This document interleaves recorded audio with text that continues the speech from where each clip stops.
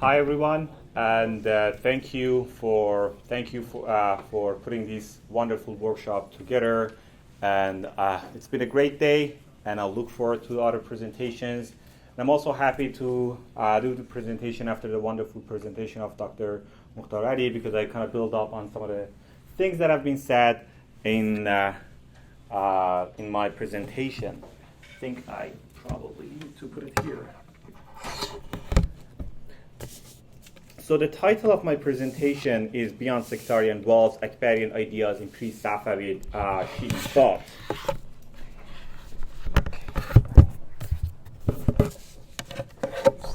Oh, I did not know that. Thank you. Muhyiddin Ibn Arabi's influence on Islamic thought was far-reaching. It extended beyond the boundaries of Sunni scholarship, and his ideas resonated deeply not only with fellow Sunnis, but also with Shi'i thinkers who have engaged with his works in a serious and sustained manner since the early days. Our understanding of Ibn Arabi's ideas continues to develop, but knowledge about his followers and their interpretations still remains limited. This is especially true for Shi'i responses to his work. While the religious affiliation of Abdul Razzaq al-Kashani and his potential connection to Shi'ism are still debated, we know that Shi'i writers such as Sayyid Haydar Amuli soon engaged with the Akbarian tradition in their works, contributing to its broader adoption and circulation within the Shi'i world. In this presentation, I compare two such responses to illustrate the diversity of Shi'i engagements with Ibn Arabi's works. Specifically, I examine how Sayyid Haydar Amuli and Rajab al-Bursi, as two prominent Shi'i thinkers of pre-Safavid era in the Persianate world, each interacted with the ideas of a Shaykh al-Akbar in distinct ways, showcasing the intellectual richness and ingenuity of the Shi'i tradition. This analysis underscores the necessity of considering the varied responses to Ibn Arabi's works within the Shi'i world, as each response catered to different intellectual, social, and historical needs. By utilizing and applying the intellectual resources of their time, these thinkers reinterpreted and expanded Shi'i thought, navigating the increasingly flexible sectarian boundaries of the pre-Safavid Persianate world. While Western scholarship has become more aware of the complex patterns of confessional and sectarian ambiguity and crystallization that characterize pre-Safavid era, it still predominantly focuses on how Sunni writers of this era rethought and reworked sectarian boundaries. There is virtually little discussion about the myriad ways in which Shi'i authors also conceptualized and redefined sectarian boundaries, engaged with ideas prevalent in the Sunni world, and acted as new revivers of Islamic thought. Thus, by focusing on how Sayyid Haydar and Rajab al-Bursi approached Ibn Arabi's works, this presentation aims to initiate and contribute to this conversation, showcasing the roles played by Shi'i intellectuals in the pre-Safavid era in addressing questions of religious boundaries, intellectual innovations, and canonical sources of authority. Sayyid Haydar Amuli's engagement with Ibn Arabi was direct, extensive, and respectful, and also critical. This can be observed through his extensive citations of Ibn Arabi's works. For example, I have one example of a block quotation. This runs for over 100 pages in a row. I think he single-handedly redefined the function of a block quotation. There are many such examples across Sayyid Haydar Amuli's works of such extensive citations of Ibn Arabi's works. In addition to these extensive citations, Sayyid Haydar's thought is deeply intertwined with Akbarian doctrines. He draws on a wide range of eschatological, messianic, and cosmological ideas, particularly those related to the notion of walaya, which have their roots in this tradition. Indeed, through his body of work, Sayyid Haydar aims to demonstrate the absolute, and I emphasize on the word absolute here, correspondence between the Akbarian ideas and Imamic teachings, reflecting his profound belief that Sufism, in its broad sense, is simply the botany, expression, and language of Shi'ism. As he says, among the various Islamic sects and groups, none exhibit the level of denial towards one another as the Sufis and the Shi'as do, despite their shared origin, foundation, and source. The ultimate source for all Shi'as, particularly the followers of 12-er Shi'ism, is none other than Ali, the commander of believers, peace be upon him, along with his noble children and descendants, peace be upon all of them. He represents their origin, foundation, and source. Similarly, true Sufis attribute their knowledge and their sacred robe solely to Ali, his children, successive generations of their descent. Sayyid Haydar's approach to Ibn Arabi is also respectful. This matter is rather evident in how Sayyid Haydar treats Ibn Arabi as one of the greatest awliya of God, awliya Allahul Kibar. And he often shows unparalleled respect and admiration to Ibn Arabi. As I've demonstrated elsewhere, Sayyid Haydar regards Sunni Sufis as the Batini disciples and followers of Shi'i Imams. But he also takes an extra step and grants them redemption and salvation by regarding them as the followers of Imam who are part of the redeemed sect, or al-Firqa al-Najiyah. However, Sayyid Haydar granted a unique position to Ibn Arabi by possibly counting him as a member of the Prophetic family. Finally, it needs to be borne in mind that Sayyid Haydar's approach to Akbarian ideas is not one of blind acceptance, but of what I call critical reverence. He explains this method as follows. A wise and smart person looks at the accuracy of the speech of the Prophet and the opinion of those who purport to believe in it. But sometimes some folks among the commentators or shurrah do not heed the universal principles or al-usul al-kulliyah and universal laws al-qawaneen al-kulliyah and report Ibn al-Arabi's words in a purely commentarial or else falsely interpretational manner. But when we inform them about such issues, they implicitly or explicitly state it is disrespectful to the master. As none of them, however, but they do not understand that this is exactly respect to the Shaykh or Ibn Arabi, as none of them did such a thing. In this passage, Sayyid Haydar approaches Ibn Arabi with what I call critical reverence. Unlike previous commentators who uncritically accepted Ibn Arabi's ideas, Sayyid Haydar argues that true respect lies in correcting the intellectual flaws and falsities of others, as one responsibility to universal truth surpasses even the respect owed to one of the greatest masters of Islamic spirituality. This critical reverence echoes the Greco-Latin expression often attributed to Aristotle that Plato is my friend, but truth is my greatest friend. Thus, Sayyid Haydar's emphasis on universal principles and universal laws as his ultimate intellectual responsibility underscores his critical reverence towards Ibn Arabi. As I've demonstrated elsewhere, Sayyid Haydar's claim was not merely an empty promise. Rather, he critically engaged with a wide range of Ibn Arabi's ideas. While it is commonly assumed that Sayyid Haydar disagreed with Ibn Arabi on matters pertaining to Shi'i imamology and followed him on ontological matters without any criticism, what has been less discussed in the scholarship is his disagreements with Shaykh al-Akbar on ontological and theological matters. As I've argued, one needs to understand such criticism not as a force to establish a new intellectual system, as Sayyid Haydar remained loyal to the Akbarian model of thought. However, Sayyid Haydar took issue with the language employed by Ibn Arabi, arguing it did not always do justice to Ibn Arabi's own monist philosophy and did not align with theological and philosophical premises of this model. In this sense, Sayyid Haydar tried to systematize the Akbarian model of thought by refining and removing non-Akbarian phrases and expressions. In other words, in his critical approach to Ibn Arabi, Sayyid Haydar was more Akbarian than Shaykh al-Akbar himself. Thus, Sayyid Haydar engaged with Ibn Arabi's ideas directly, extensively, respectfully, and critically.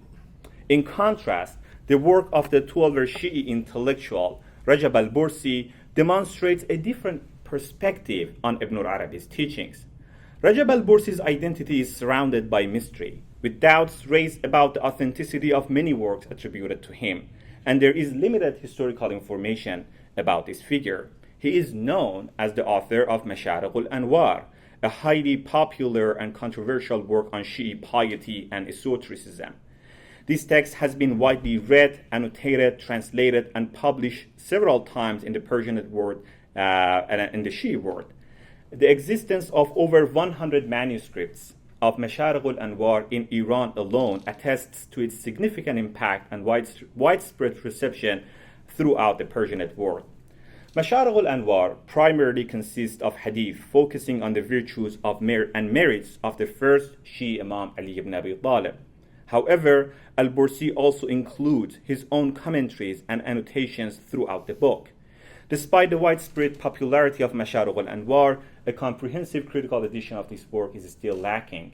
The late Mohsen Bidarfar initiated a project of critical edition, however it remained incomplete and it passed away.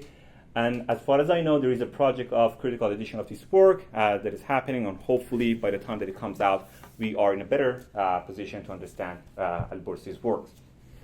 It is intriguing to note that Ibn Arabi's name is notably absent in Masharik al-Anwar.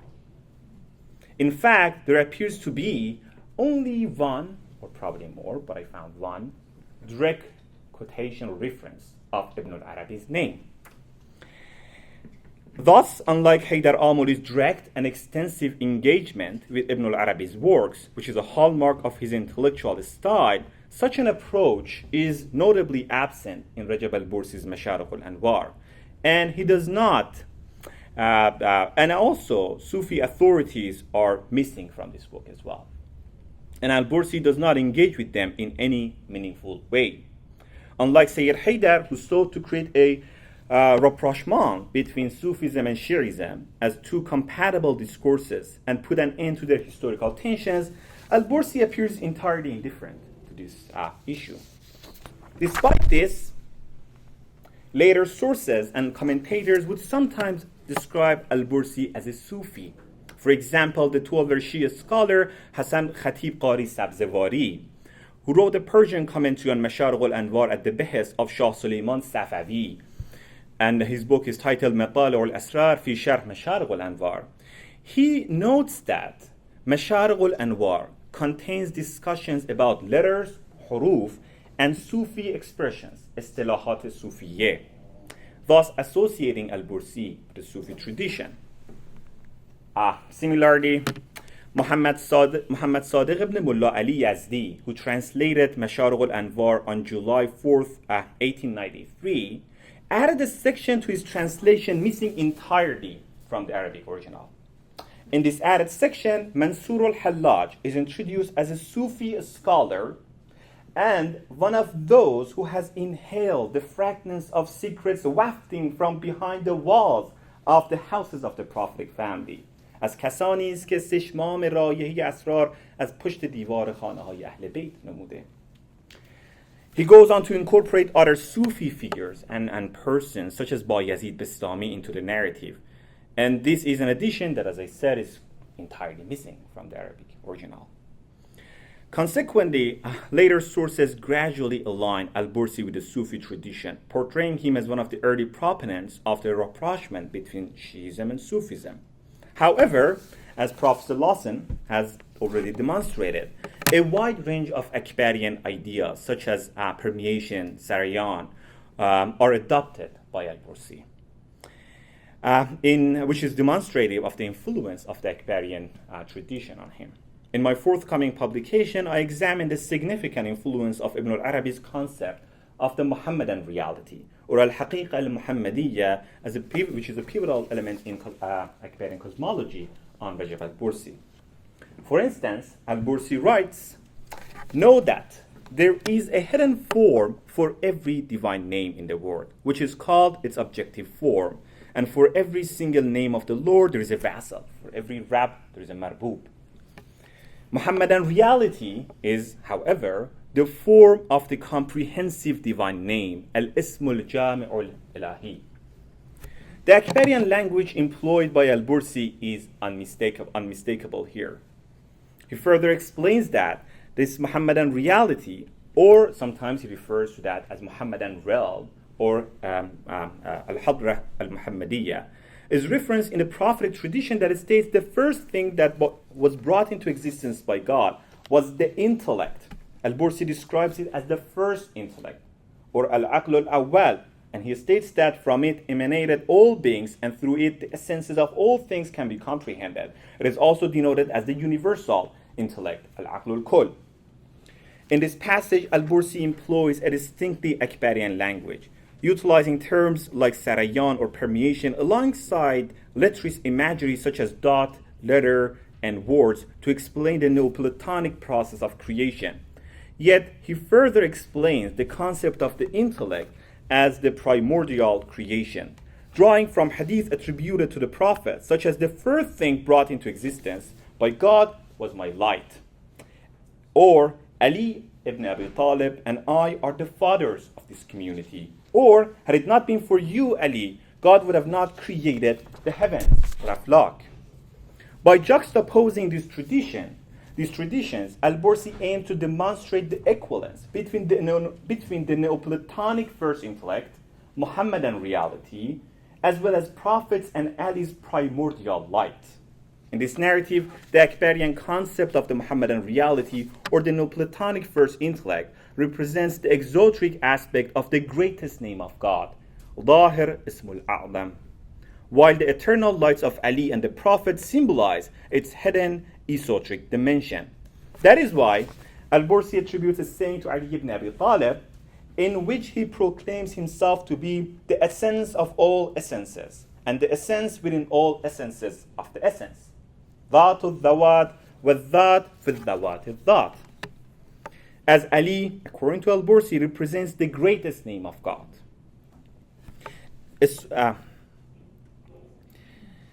And he embodies God's secret word command, and he is the guardian over everything, for he is indeed him. He is his word, sign, and secret. In this sense, although there is not a direct and thorough engagement with the Akbarian model of thought in Masharq al-Anwar, it is crucial to use this model as an effective framework for understanding al-Bursi's concept of imamat. This approach allows us to perceive al-Bursi's imamology as a natural extension of Akbarian anthropos, rather than a byproduct of the Ghulu tradition. I contend that the Akbarian doctrine of Muhammadan reality serves as the foundation of Masharq al-Anwar's theory of imamat, illustrating that this work was an integral part of the broader intellectual evolution in the early modern Islamic world. In this sense, the Akbarian framework aids in understanding al-Bursi's Masharq al-Anwar not as aberration, but rather as emblematic of the intellectual ethos and spirit of his era.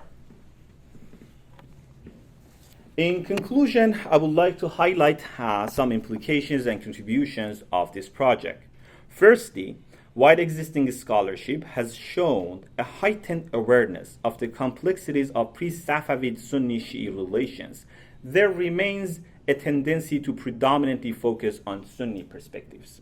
However, our study of figures such as Sayyid Haydar and al-Bursi demonstrates the importance of acknowledging and studying Shi'i intellectuals' redefining of sectarian boundaries and their incorporation of Sunni ideas such as those of Ibn Arabi in Shi'i thought.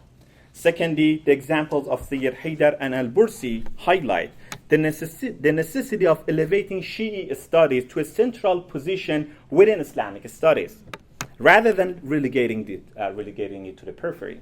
Understanding pre-modern and early modern Islamic intellectual history broadly requires recognizing Shi'ism as a vital and integral component that significantly enriched the broader Islamic tradition. Thirdly, the diverse responses of Shi'i scholars to Ibn Arabi's ideas underscored the need to acknowledge the plurality and complexity of Shi'i thought. While Sayyid Haydar engaged directly with al-Shaykh al-Akbar's ideas, al-Bursi's approach was more indirect, yet equally significant. Thus, it is important to avoid universalizing narratives that reduce Shi'ism to a homogenized, ahistorical, and perhaps intellectually dull and repetitive block of ideas. The diverse responses to Ibn Arabi within the Shi'i tradition reflect a broad trend of intellectual pluralism. This plurality is not merely a historical artifact, but continues to shape modern and contemporary Shi'i thought, which remains vibrant and thriving. Lastly, the paucity of research on pre-Safavid Shi'ism demonstrates the need for further research into the influence of Akbarian thought on Shi'ism during this era. Understanding how Shi'i authors incorporated Sunni ideas and engaged with them will not only enrich our understanding of Islamic intellectual history, but also provide insights into the emergence of Shi'ism as a global madhab during and beyond the Safavid era, a task yet to be fully undertaken. Thank you.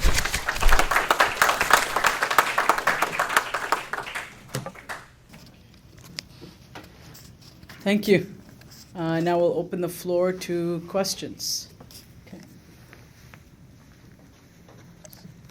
Dr. Zaid.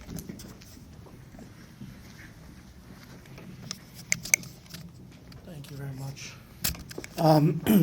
Excellent presentation. Thank you for it. And as a Shiite, there was a few times where I wanted to go not at Haydari, but anyway, that's a different story. A tangential question about Haydar Amuli, and I'm just curious. If you go back to one of your earlier slides, you talk about how Haydar Amuli mentions that the Shiites and the Sufis are more or less very close to each other from a perspective of pure spirituality and whatnot. I think a couple more earlier. Is this, or maybe it was the other one. The one before that, I think. No, before that. I think this one or... Anyway, I don't know which one it was, but anyway, my question is, how would he have felt about one of the most famous of all Sufis, of course, Muhammad al-Ghazali, and some of his very polemical beliefs, both towards the Shiites and also some of the things that he had written, or at least purported to have written, about some members of the Ahl Bayt. Of course, I'm thinking about the event of Karbala. Like, how would he have dealt with an event and a figure like that, given his argument that the Sufis and the Shiites are so close? Thank you. It's a wonderful question. And indeed, even probably a closer example to that would be some of the remarks of Ibn Arabi. And that's interesting that when I actually compare his citations of passages on Ahlul Bayt from Al-Futuhat, he very much is selective.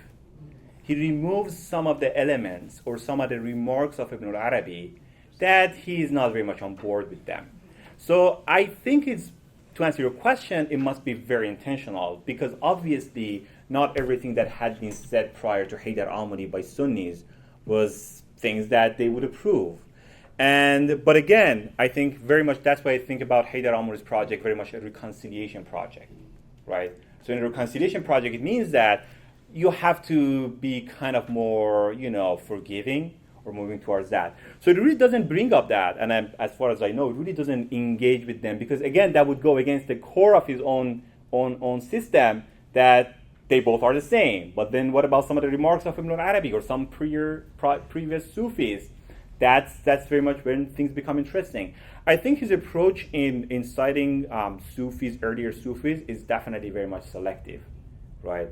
But when you mentioned Al-Ghazali is actually, and I think that's an area that we need some work on that. He cites Al-Ghazali extensively, and he relies on different ideas of Al-Ghazali quite a lot, right? So again, I think probably his selective approach can be understood as a part and parcel of the broader project of reconciliation that I think is very much how I think about Haydar Amuli's project within the broader historical context of post-Mongol Persianate world, emergence of Shi'ism. Still, you have Sunnism as a powerful discourse around. So I think that's just how he very much approached that. But then sometimes he's not selective when it comes to someone like Dawud al-Ghaysari. Right? So al-Ghaysari, for some reason, and not for some reason, he doesn't really get a free path there. He sometimes, he uses very harsh rhetoric sometimes. Like some of his arguments are, weaker than the spider's net. Like no educated person would say things like that.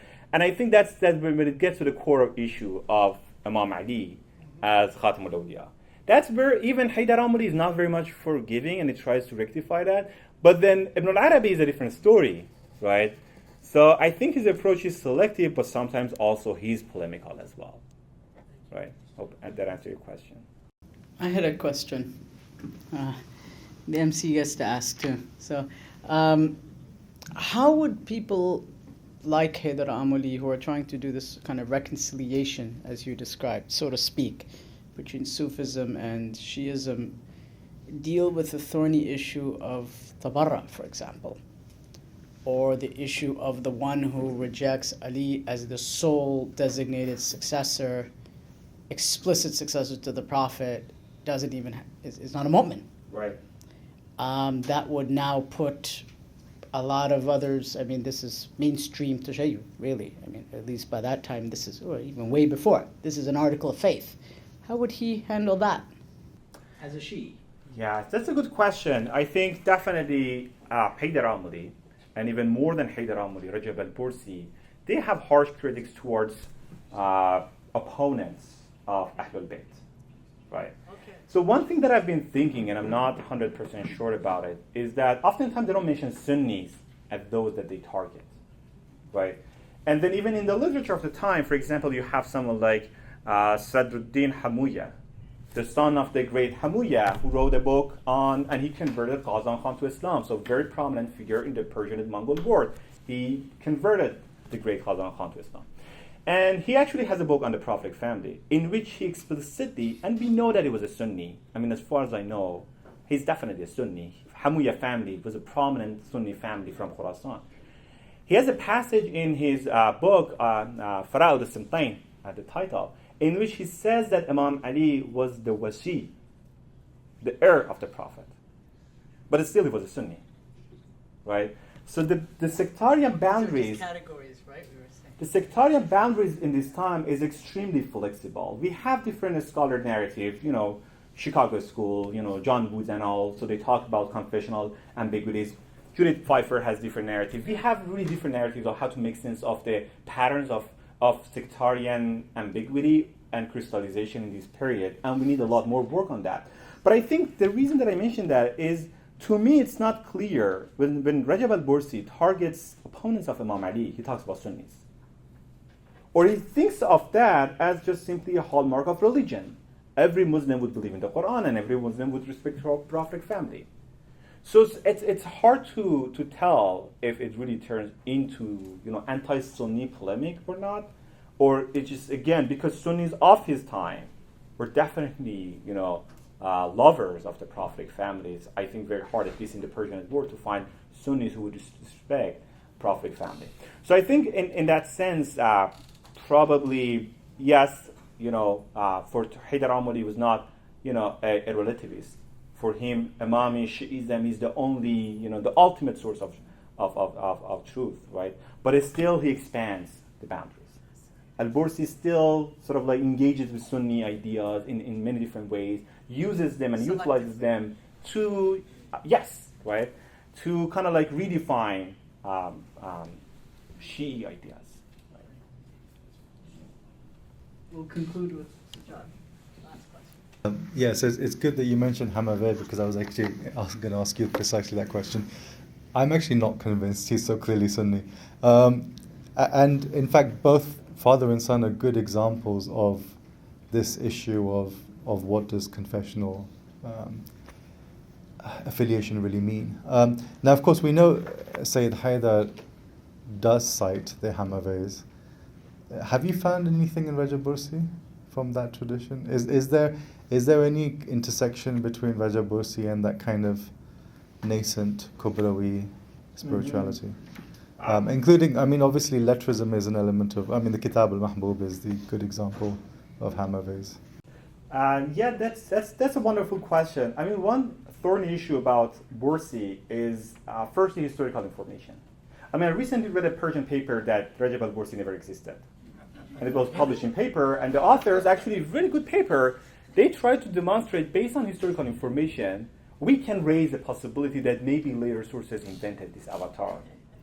Well, historical information about him is lacking. And again, also the problem is that, again, it really goes also who was recording information about Shi'i figures. I mean, even Jami is not very much. When did they say he was invented? So I actually exactly forgot, but I think the earliest mention that we have of him, if I'm not mistaken, is in Al-Kaf'ami.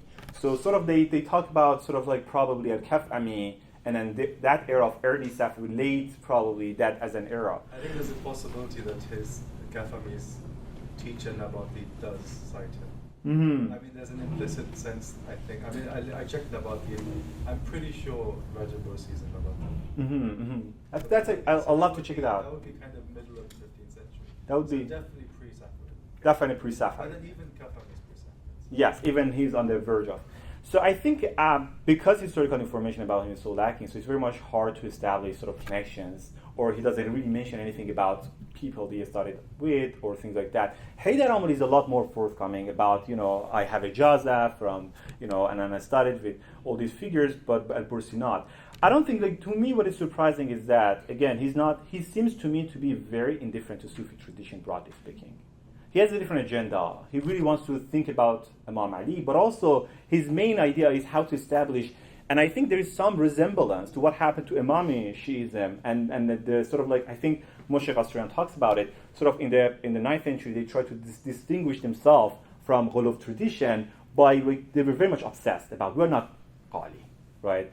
And al-Bursi is a lot more, I think, interested to establish his version of 12-ver Shi'ism as a standard orthodox, 12-ver Imami tradition, and it's not a Ghali tradition. So that's a lot more visible than any engagement with Sufi tradition. So I haven't found that connection. I think that would be very difficult considering the limited historical information we have from al-Bursi, but also, and he doesn't talk about it, and all the challenges that we have with Mashar al-Anwar, understanding that. Perfect. Thank you, Doctor.